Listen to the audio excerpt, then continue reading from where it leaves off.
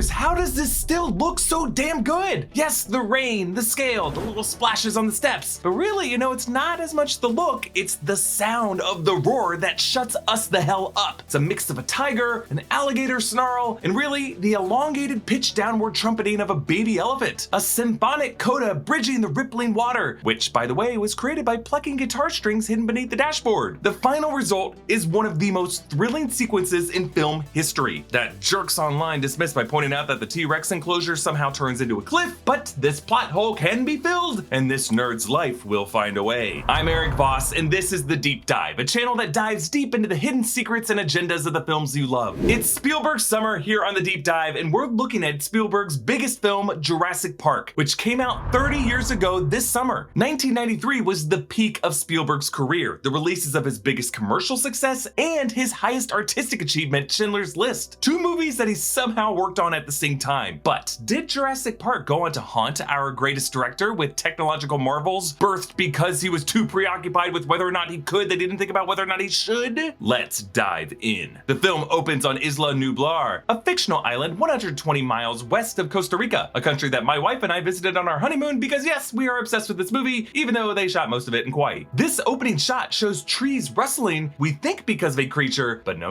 Spielberg fakes out with the reveal of a forklift, cold gray steel mowing down green flora, a recurring contrast in this movie of nature versus technology. Whereas in his Indiana Jones movies, the light is natural and represents the power of God, here the lights are blinding and brutal, from floodlights and flashlights, total overkill, the oppression of man over the natural world. Overseeing this Velociraptor transfer is the park's game warden, Muldoon, dressed in classic adventurer attire, evoking Arthur Conan Doyle's The Lost World, written in 1912, about an Amazon expedition that unveils dinosaurs. The Velociraptor, known as the Big One, scares this worker.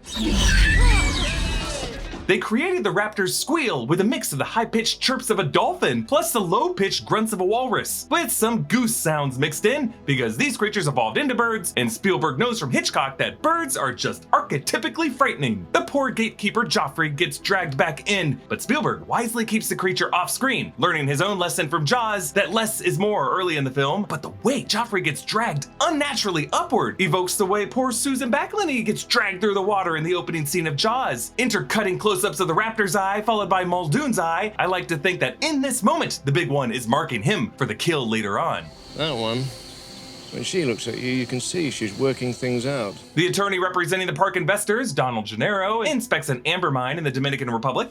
Puesto 1,000 pesos que se cae. Translates to, I bet 1,000 pesos he falls off. And as Spielberg pushes in on the mosquito in the amber, we hear Juanito say, Qué lindo eres.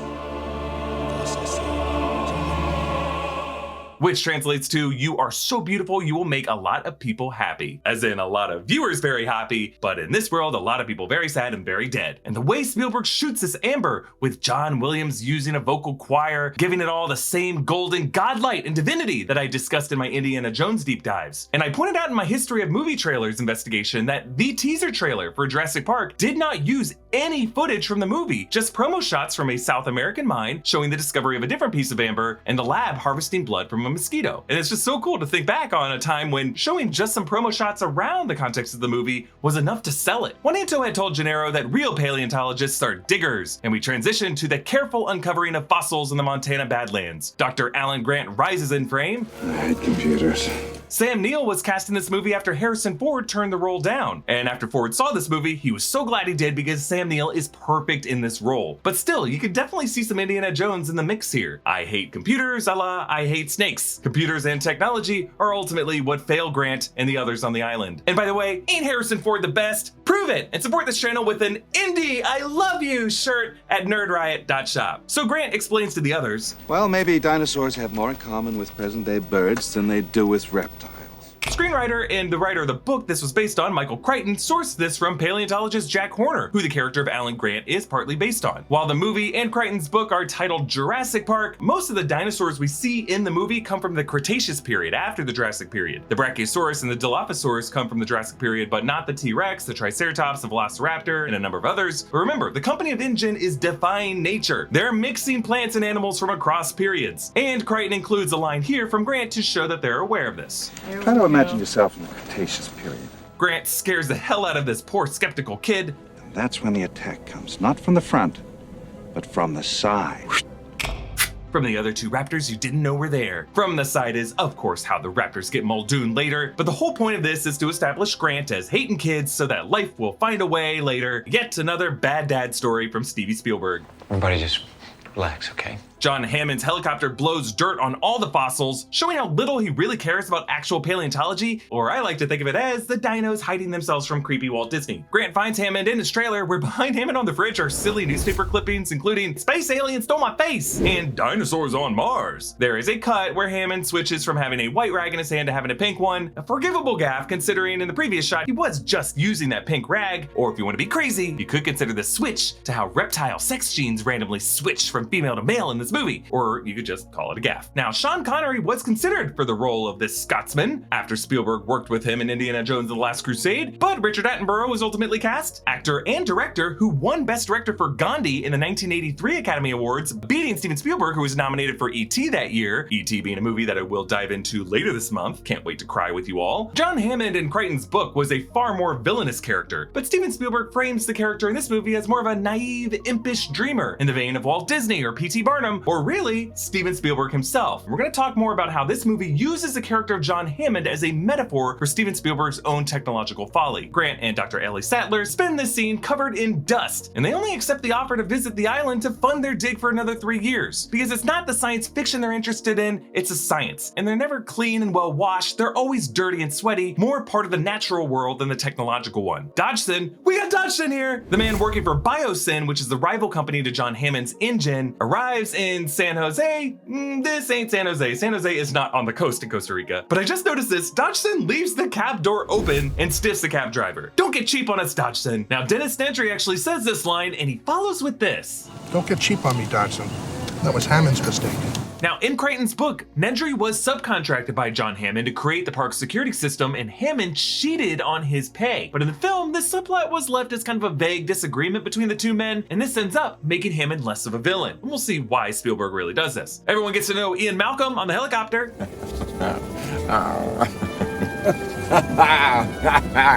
Oh my god. Malcolm wears all black, Hammond wears all white, showing how Hammond is a blind optimist, whereas Malcolm, as an expert in chaos theory, expects the worst. Grant tries to buckle up two female ends of the seatbelt, and life finds a way as he ties the knot out of them, showing his ingenuity and how dinosaurs genetically bred to be female find a way to make it work. There is a valid feminist reading of Jurassic Park, from the matriarchal utopia the dinosaurs only upended when males enter the picture, to Sattler's line later. Dinosaurs eat man.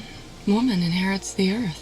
The all-time best example of the Spielberg face is this total awe from Sam Neill and Laura Dern. I love how Spielberg spends so much time on the human faces because it helps prime the viewer to emotionally latch onto whatever follows, and in this case, it's a Brachiosaurus, and it looks incredible. This awe is actually grounded in the paradigm shift that Spielberg and his producers all felt, actually. Spielberg's original plan for this movie was to create the dinosaurs practically, animatronics from the great Stan Winston, and stop motion from the great Phil Tippett. But as they were developing the film, ILM animator Dennis Murray created animation of the Gallimimus running, and for the first time ever, these filmmakers realized they could conceive of the inconceivable with 3D computer-generated graphics. Kathleen Kennedy shared this story in the 2017 Spielberg HBO documentary. Dennis said, "Watch this," and he hit a button, and there was a dinosaur running. This is all in the computer. There's no models, no cameras or anything. When we looked at him, it was like nothing you'd ever seen before. It was one of those primal moments where you suddenly realized, oh my God. Oh my God. Oh my God, we're there. This truly was a watershed moment in the history of filmmaking. It was the moment George Lucas realized the technology was finally there for him to execute his vision for the Star Wars prequels. For Peter Jackson, this inspired him to create his Lord of the Rings trilogy with his effects company Weta Digital rivaling ILM as the best VFX companies in the business. The Marvel Cinematic Universe would totally not exist without this VFX breakthrough in this movie. And when the stop-motion animator Phil Tippett saw the computer animation, he famously leaned over to Spielberg and said, "I think we're extinct." Spielberg loved this line so much he actually worked it into the film. We're out of a job. Don't you mean extinct? Though really, the film ended up being a marriage between practical and VFX. Stan Winston's animatronics look incredible, and of all the graphics, these are the shots that look the best in this movie in 2023. And Phil Tippett's stop motion was actually rigged with sensors that fed the dinosaur movement into the computer model, which is why even the CGI versions of the dinosaurs still move in a very naturalistic way. So really, stop motion animators were retrained on the job, and everybody was working together. And Spielberg shot this film in a 1:8:5 to 1 aspect ratio, which really works perfect for this shot shot looking up at the Brachiosaurus, because we get to see its full body, its full neck, and its head. And they animated her chewing to look like a cow, chewing some grass, to make this creature come off as more docile. Spielberg frames Grant and the others passing by the large T-Rex fossil display, setting up the mousetrap that this film's final climax will take place in. Hammond's ride, where a video version of himself steps forward, was inspired by Walt Disney's Carousel of Progress at Disneyland. Grant, Sattler, and Malcolm get ahead of Hammond, speculating on the cloning science. Where do you get 100 million year old dinosaur blood? Yes, Gennaro shushes the scientist with more expertise so that he can hear a cartoon designed for children. This Mr. DNA short film was conceived by David Koepp in his rewrite of the film to condense the huge sections of Crichton's exposition, and it works so efficiently. Animator Bob Kurtz created the Mr. DNA character at Spielberg's request for a corny instructional cartoon that you'd watch in school. But because we all grew up watching that Schoolhouse Rock kind of stuff, it just goes down so well. They pass the hatchery lab and Gennaro asks, Are these characters erotica? No. I know, what the f? Gennaro reveals his kink, and he can't even tell if real human beings are animatronic. A nod by Michael Crichton to his similar theme park gone to hell concept, the 1973 film Westworld, which of course was later adapted to the HBO series, which, yeah, was somewhat autoerotica. Sattler, Grant, and Malcolm stop the ride by pushing up the guardrails, showing how prone this park is to breaking down with just the slightest shove. B.D. Wong plays the great Dr. Henry Wu in this film, and in all three films of the sequel trilogy, Jurassic World, Fallen Kingdom, and Dominion. Part of what makes the hatching feel so vivid, other than the amazing puppetry, is the sound design. Come on then.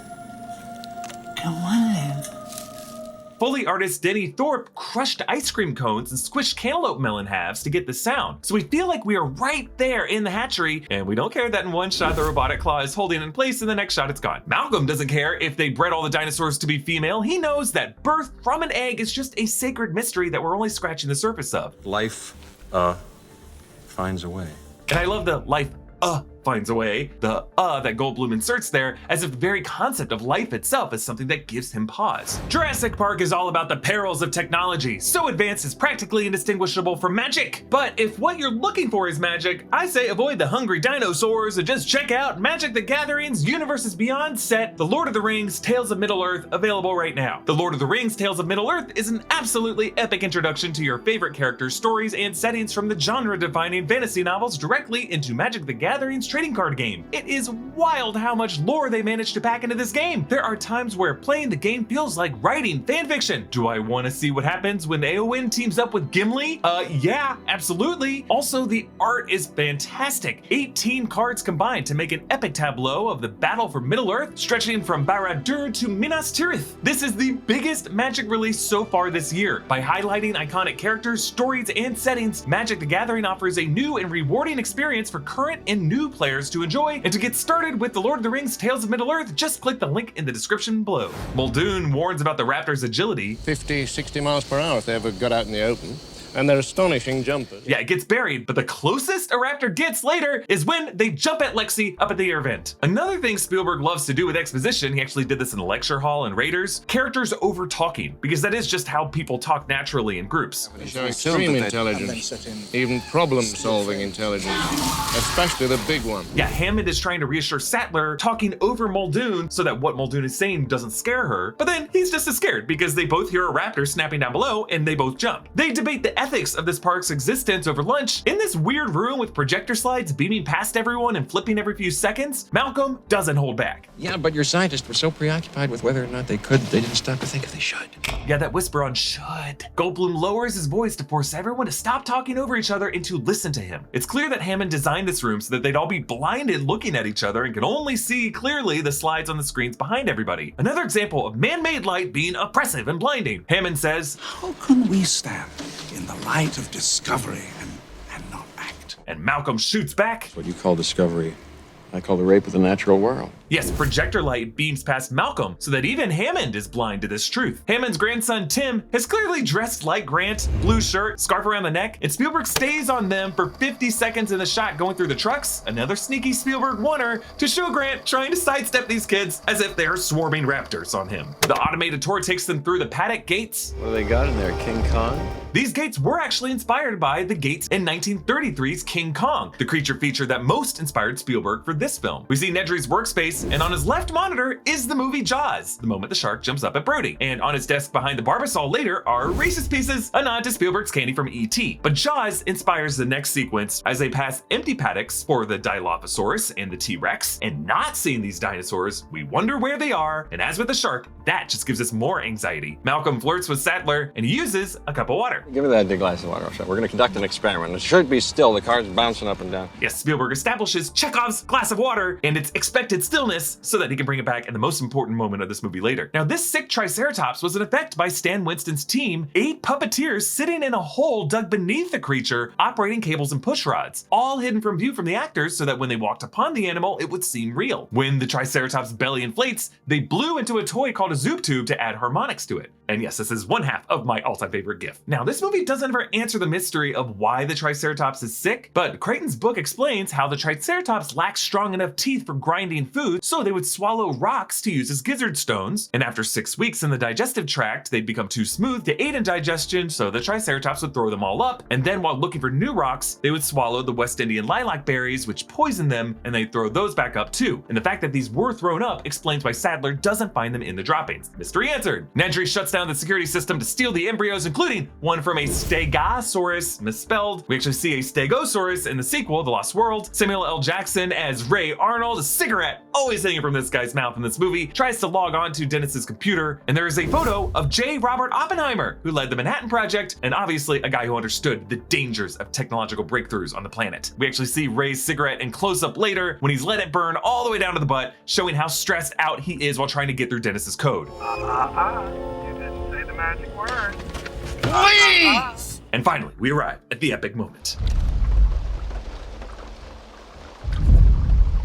Again, it's a guitar string under the dash, but it's so effective. There's just something calming about the sound of rain on the roof of a parked car, but this subtle interruption to that piece makes the white noise of the rain an actual source of terror because you can't really hear what's going on in the distance. Gennaro looks in the rear view mirror, which vibrates too. Spielberg got the idea for this effect from listening to Earth, Wind & Fire in his car and seeing the bass vibrate on the mirror just like this. The first shot we see of the T-Rex is just its head, Stan Winston's animatronic, in the act of eating a goat. So the prop is interacting with something we just saw to be real, so all together it looks more real in our heads. Now they had to reinforce stage 16 of the Warner Brothers backlot to support the 12,000-pound weight of this hydraulic T-Rex, and when it got soaked in rainwater, it began to break down and shake. But the water is essential because it allows the dinosaur's skin to reflect the lightning that much better. The splash on the steps and the little camera shake so that we feel the weight, it just all comes together to sell the illusion, capped off by, of course, the roar itself.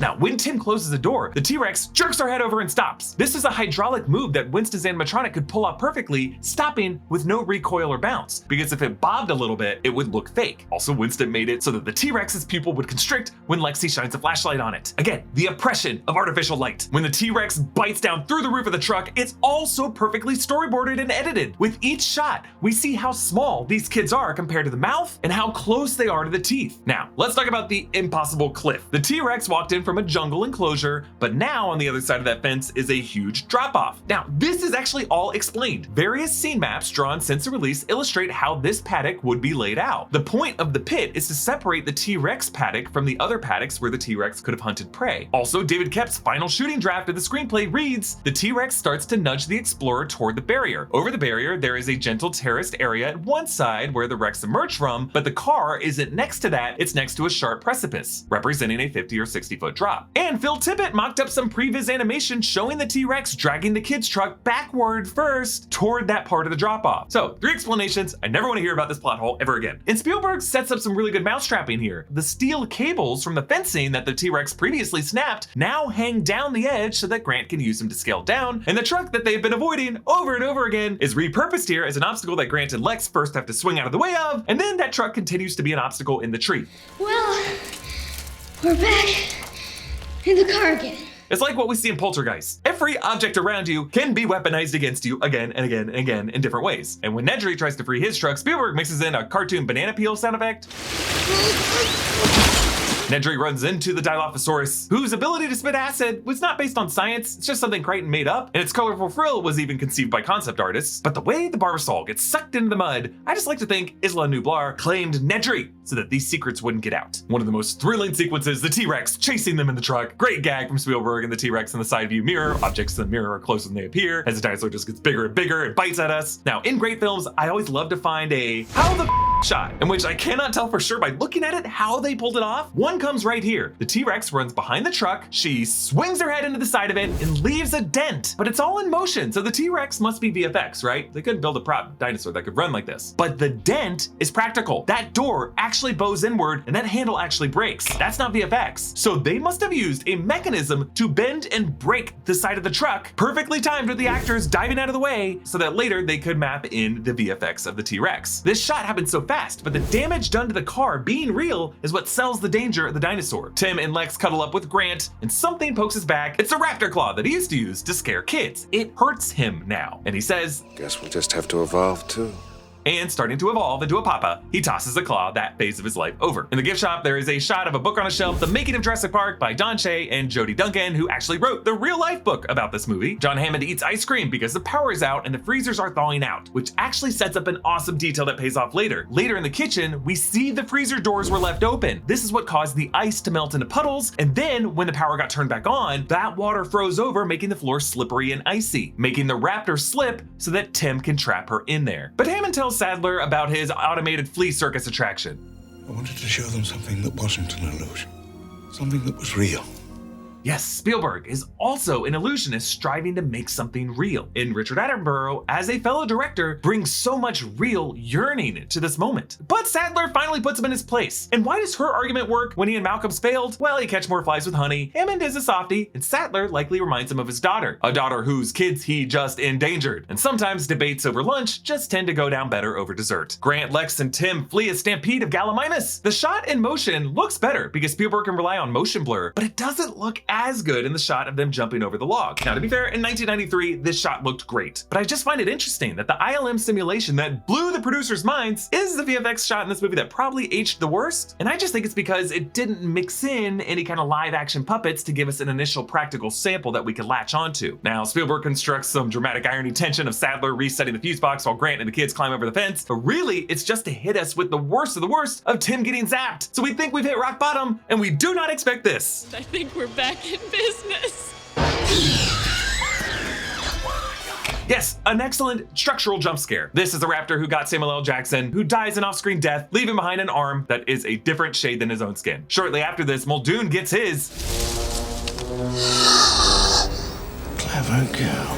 Proving Grant right about them attacking from the sides. The kids hide in the kitchen from the raptors, the most tense scene of the film. Unlike the Gallimimus stampede, we're back to effective dino effects because we start with a shadow on the mural wall, followed by a raptor's breath fogging the window. Tangible, real puppets leaving a mark on the real environment. So that after this, we are more willing to accept VFX versions of the raptors. Though as the animatronic first enters the room, you can see a puppeteer's hand on its tail. But when that raptor jumps on the table, holy crap, the VFX looks really good. But it's mostly sold by the practical baskets getting knocked over by its foot, meaning that when they shot this normal shot, they had to blow with air or something baskets off the counter. Also helping sell this, the raptor's reflections on all the stainless steel surfaces. All these reflections had to be painted in. Lex uses these reflective surfaces to her advantage, hiding in an appliance and trying to close the gate, but really the raptors are just seeing her reflection. Spielberg is paying direct homage to Stanley Kubrick's The Shining here, the moment when Danny hides from Jack in the kitchen by crawling in an oven. Lex, the amateur hacker, springs into action to glide through the Unix system, which, as silly as it seems now, was actually an accurate early 90s 3D file system navigator for IRIX. They call Hammond over the phone and he hears Grant's shotgun fire on the other end. One thing I just noticed about Jurassic Park, I'm pretty sure we don't really see any gunshots fired on screen. Like Muldoon screamed "Shoota!" in the opening scene, but we don't actually see any shots fired, just kind of tasers prodding. I don't think he really gets a shot off when the raptor tackles him. And here we just see the aftermath of a shootout. I don't know, maybe Spielberg went through enough of his 1992 with triggering gunfire while he filmed Schindler's List. We see the raptor, the amazing shot of the strings of GATC projected on her, the amino acid base pairs that form DNA, all this madness because they plugged in frog DNA into million-year-old dino blood. And there is an amazing take here. When Lex falls through the air vent, and we see her hanging for a few seconds as the raptor gets back to her feet, and they pull Lex up just as the raptor snaps up at us. It's an amazing wonder, but look at Lex's face. This is a stunt woman when Lex initially falls through, but Spielberg mapped in Ariana Richards' face over that stunt performer's face for just a few frames. You can actually tell when it kind of smooshes down as Lex tilts her head. Just including Lex's expression for a few frames makes this shot 100% better. Originally, the T-Rex wasn't going to appear in the final sequence at all. It was just going to be a raptor on the suspended fossils, as Grant would use a mechanical contraption, kind of like a marionette, to KO the raptor. Spielberg, though, realized the T-Rex was really the star of this movie, and the audience would want to see her one last time. So he essentially makes her the hero who saves the humans. She's the one left with this awesome, epic, triumphant hero shot. They return to the helicopter, and Hammond gives one last look at his failed dream. Grant touches his arm, and notice how Hammond jumps in fright. He's still shaken. While the more pleasant final image of Jurassic Park is Grant with the kids, the bad dad evolved into the happy papa, looking out at pelicans to know that we have transitioned back to the modern world with creatures these dinosaurs evolved into. The final image for me is the broken John Hammond looking at the mosquito in amber. A mosquito that is a specific species of mosquito that never actually has blood in it, something he just has for decorative purposes. The villain from Michael Crichton's movie is John Hammond, but Spielberg could not allow Hammond to be too evil because Spielberg saw too much of himself in this character. Jurassic Park was, until Titanic, the highest grossing film of all time. It made a fortune in merchandise and licensing, it launched 2 film trilogies, and it changed Hollywood forever. The industry now revolves around huge franchise films, opening weekend box office, ways to license the IP, and working VFX artists to the bone. Ian Malcolm's words could very well be aimed at Spielberg himself. You patented it and packaged it and slapped it on a plastic lunchbox, and now you're selling it. Spielberg himself seemed to recognize this in that HBO documentary. Jurassic Park is a cautionary tale. We stand on the shoulders of giants to create the next great thing, and yet we take no responsibility for our own creations. And Spielberg's production designer Rick Carter described its legacy in a very interesting way. There's a lot of dark themes in Jurassic Park that are about, unleashing Pandora's box. As it turns out, it's not only genetic engineering, which is the theme in the movie, it's actually the digital revolution coming out right from behind the fence. When you look at Steven Spielberg's career after Jurassic Park, you see a filmmaker who had previously made blockbusters using practical craftsmanship, who then diverged onto 2 paths. One path, Schindler's List style Oscar bait, Saving Private Ryan, Munich, and then on another path, effects movies, Minority Report, War of the Worlds, 2 really, really good movies. But then that path would lead to really weird turns like the BFG and Ready Player One. But Spielberg used to be a guy who made big movies that also won awards. Now there are 2 Spielbergs, and that mitosis began with Jurassic Park. But that said, he's still the best filmmaker alive, and I will spare no expense to watch everything he makes. So Spielberg Summer will continue with my favorite of his films, the most important to me and to my family, Jaws. Support us with an Indie I Love You shirt at nerdriot.shop, subscribe to all 3 of New Rockstars channels, turn notifications on, and share this channel and its videos with everyone you love. Follow me at Erik Voss, and I'll see you next time, my divers of the deep.